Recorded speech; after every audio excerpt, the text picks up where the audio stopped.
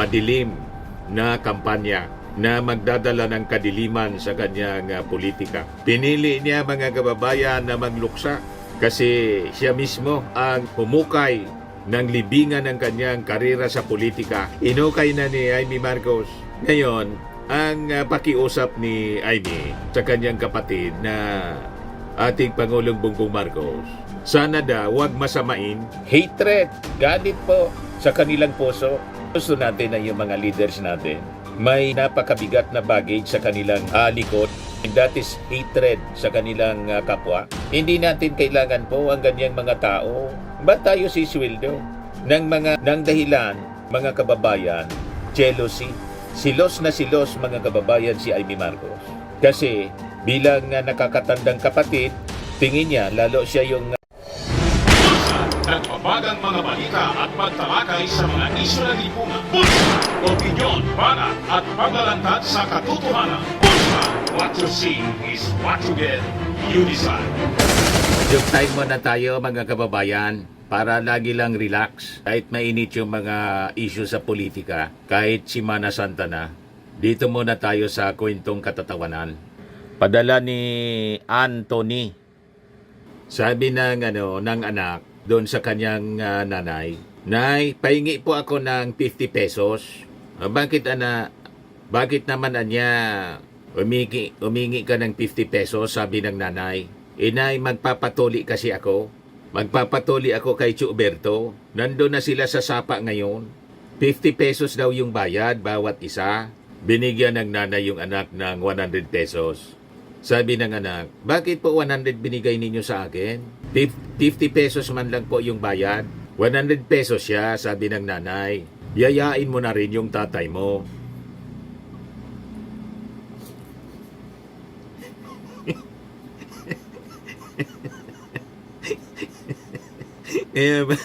Kaya pala po 100, isama na rin daw yung tatay.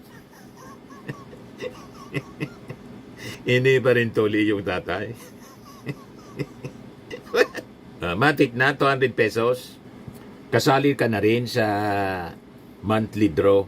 Pag nabunot yung pangalan mo, 5,000 pesos yung cash prize. Pag hindi nabunot, kasali ka pa rin sa ating grand draw sa December po.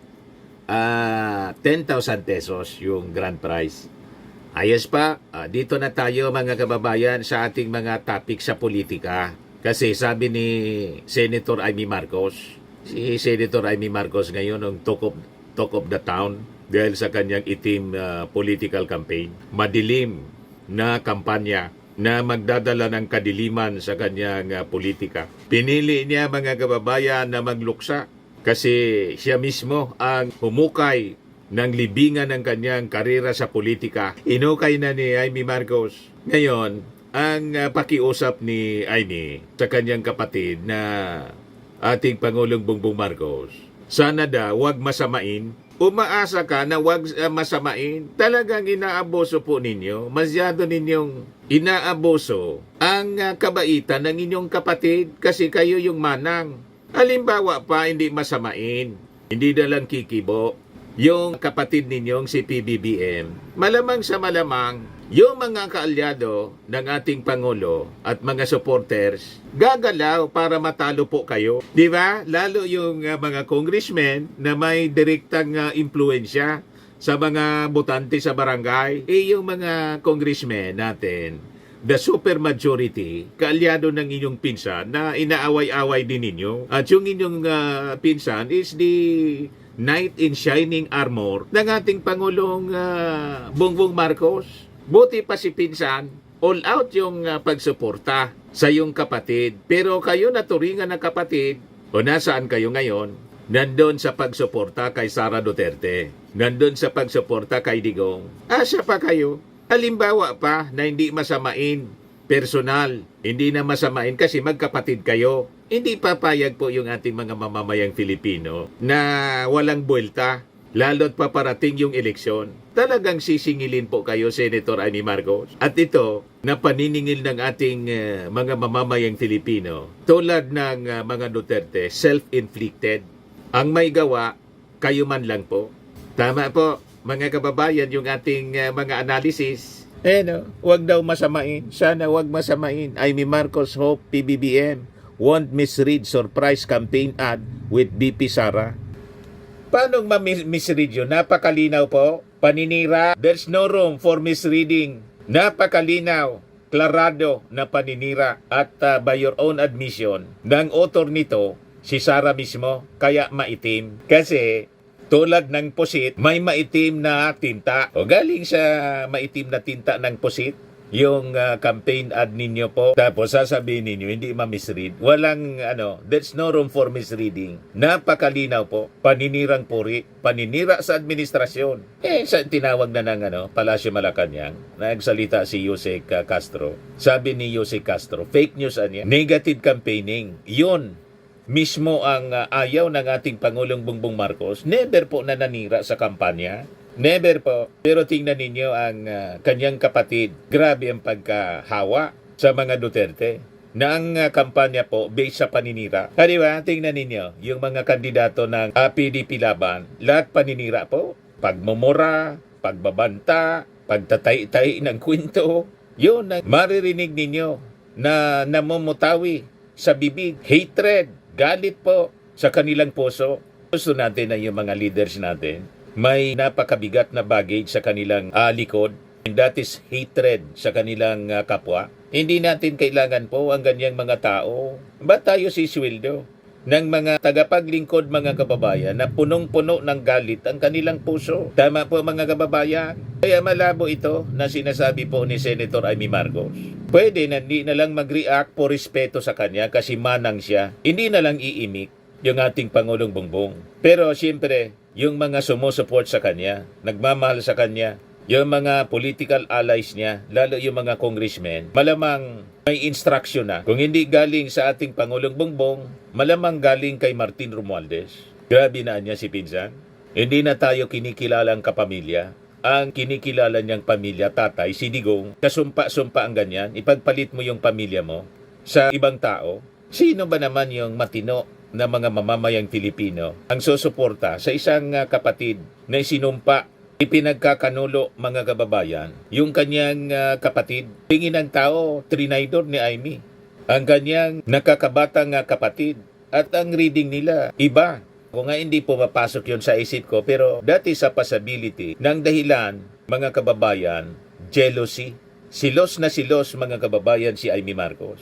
Kasi bilang nakakatandang kapatid, tingin niya, lalo siya yung presidente noon ng Kabataang Barangay, dapat siya yung nauna na maging presidente. Pero paano na si PBBM, the namesake of our former President Ferdinand Edralin Marcos, siya yung po ang nanalo at naging kandidato, naglakas ng loob na kumandidato. Isa na kung siya may ambisyon, di sana siya na lang yung kumandidato sa pagka-presidente noon. And siguro, mga kababayan, sa mga obserbasyon ng mga political observers, si Amy Marcos gusto niyang maging kingmaker na sa susunod niya, kasi di ba siya yung nasa likod din ng unity, na dapat niya, after Sara, ako na niya, baka may plano siya na mag-vice presidente sa 2028. Dahil sa kanyang mga pinagagawa ngayon, baka wala na sa kanila, lalo na si Sara Duterte. Hindi na mangyari ang ganong mga plano, kaya masamang-masama ang loob ni Amy Marcos. Pumasok kasi sa eksena si Martin Romualdez. Si Martin Romualdez po,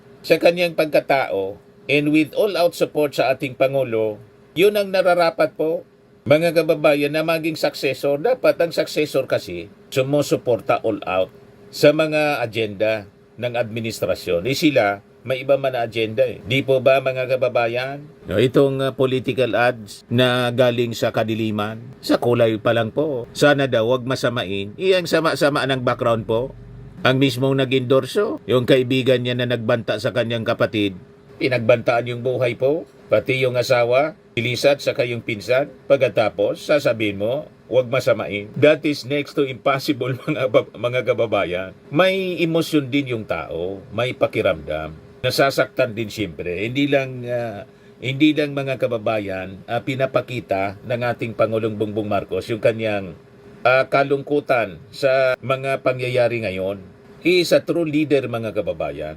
Yung mga negativities, hindi niya po binibigyan ng pansin. Tutok lang siya sa trabaho. Pero ito, gumawa sila ng political ads na paninira. Ngayon sabi ni Jaime Marcos, well, para sa akin, isa na, huwag masamain. Alam ko, nagtampo dahil doon sa hearing. Yung Senate hearing. You cross the line.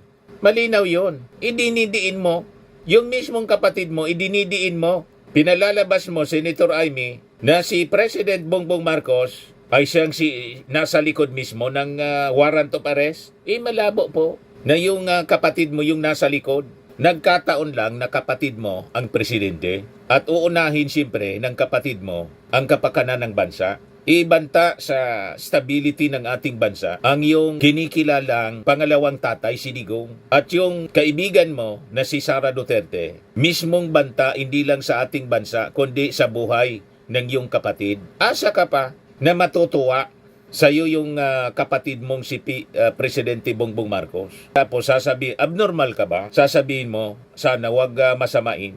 Ginawan mo ng masama, pagkatapos asa kang wag masamain. Kasamaan ang iyong ginagawa sa iyong kapatid.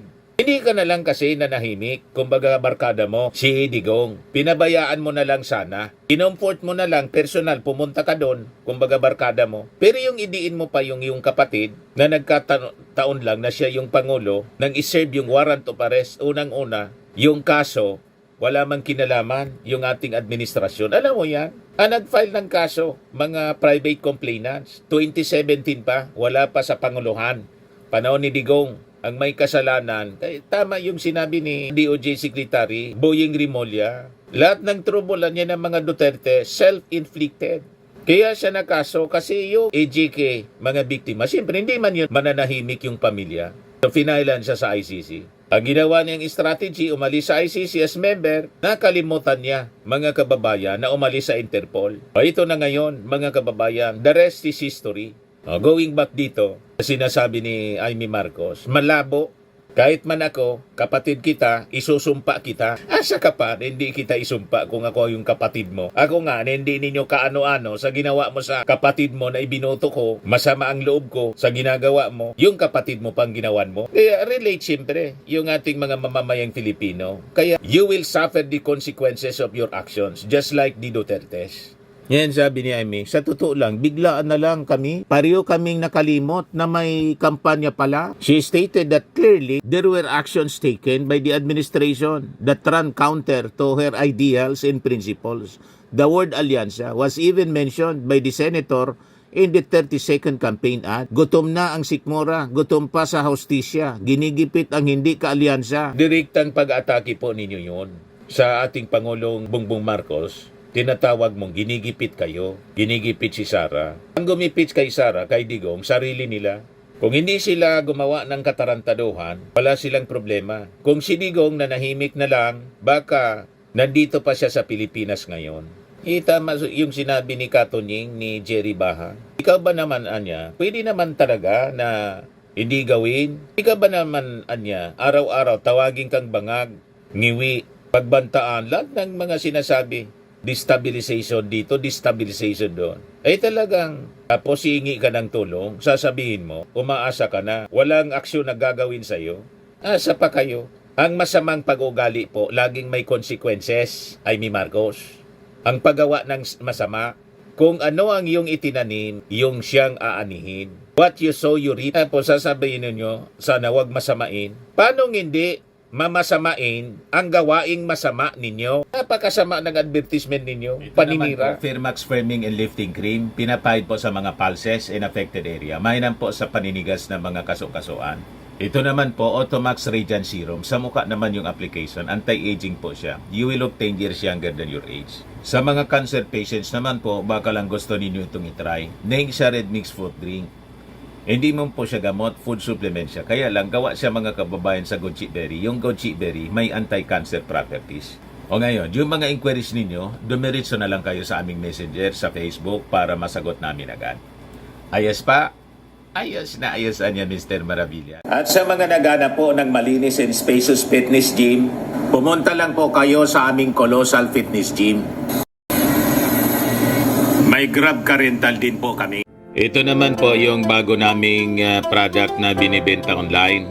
Eye Glow Serum, whitening po siya. Tingnan ninyo yung epekto sa aking anak na architect before and now. Yung mga inquiries po ninyo, dumiretso na lang kayo sa kanyang Facebook account, Riz Maravillas.